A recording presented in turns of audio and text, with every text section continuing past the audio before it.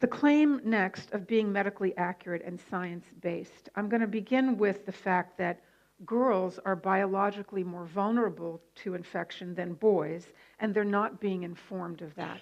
For example, regarding the human papilloma virus, the HPV virus, and that's a picture of it. It's actually a lot smaller than that.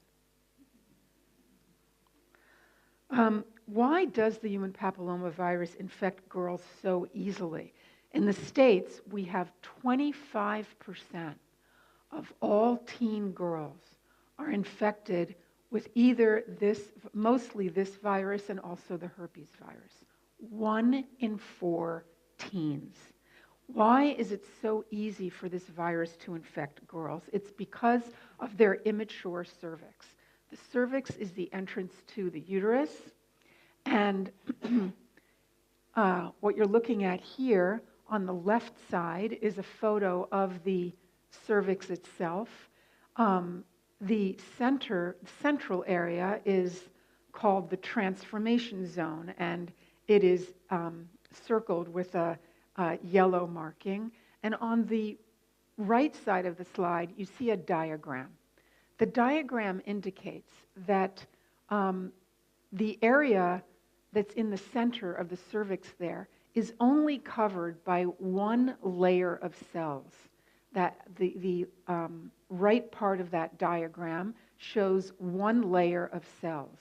And this solitary layer is very easy for viruses and bacteria to penetrate.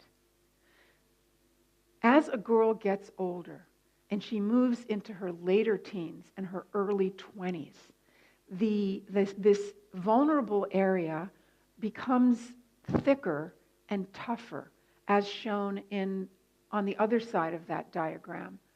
But what you see there on one side is many layers of cells, and that's what the mature cervix is covered with, and that is clearly, understandably, more difficult, if not impossible, for viruses and bacteria to penetrate. So as a girl gets older, with each year that passes, she's building her own biological protection, you could call it, like a shield. So it's harder for her to be infected. There are, let me show you this. So this is a photograph of what the mature cervix looks like. It's smooth and pink, and those are if you look at it microscopically, it's many, many layers of cells. And then here is the immature cervix, and that central orange area is the zone that's only covered by one cell and is so easily infected.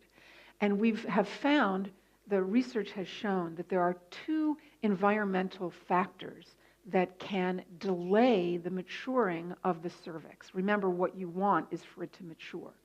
One factor is smoking. When girls smoke cigarettes, their cervix matures more slowly. The other factor is when they're on birth control pills.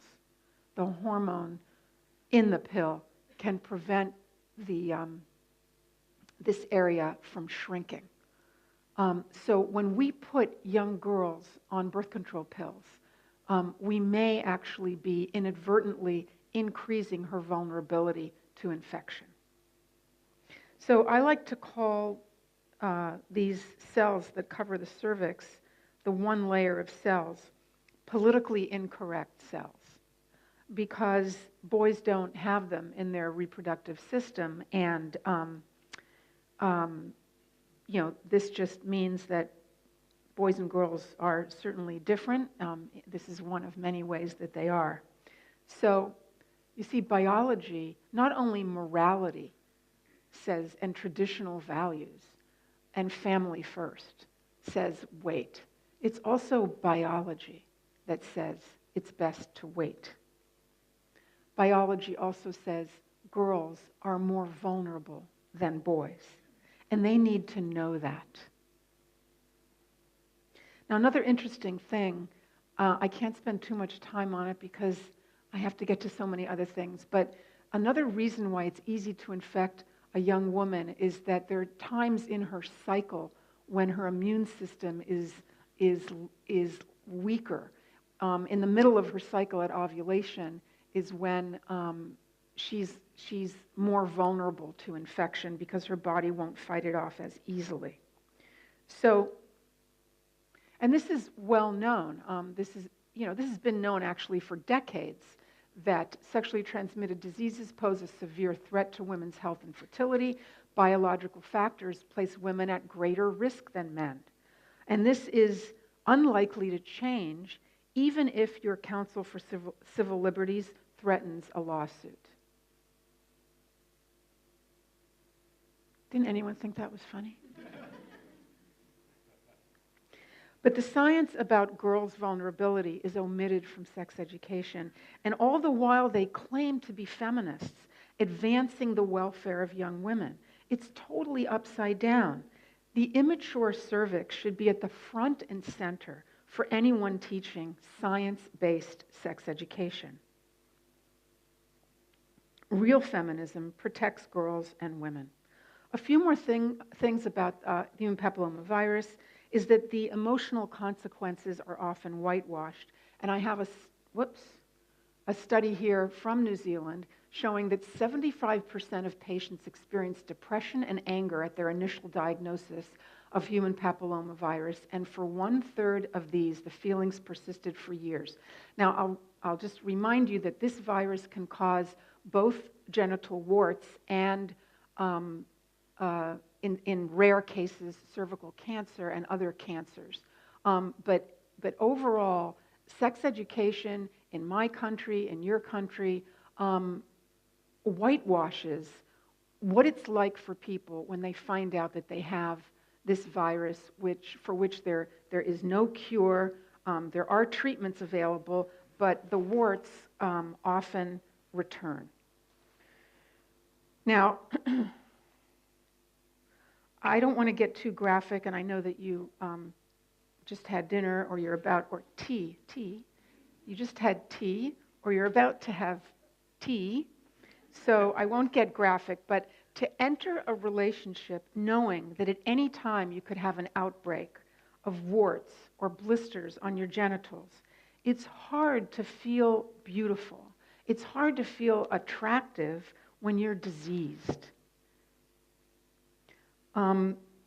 So this is important stuff. Now, another big thing that is missing from sex education is that the human papilloma virus can be transmitted through oral sex into the mouth, and then it stays dormant in the mouth and the throat, and years later it can cause throat cancer.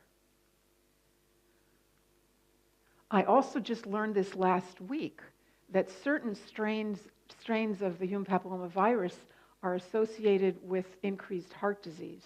They think that the virus inactivates a gene that regulates heart disease. So anyway, there's so many things that we don't know about this. We shouldn't just say, like this fellow that interviewed me at the Herald, the New Zealand, is that what it's called?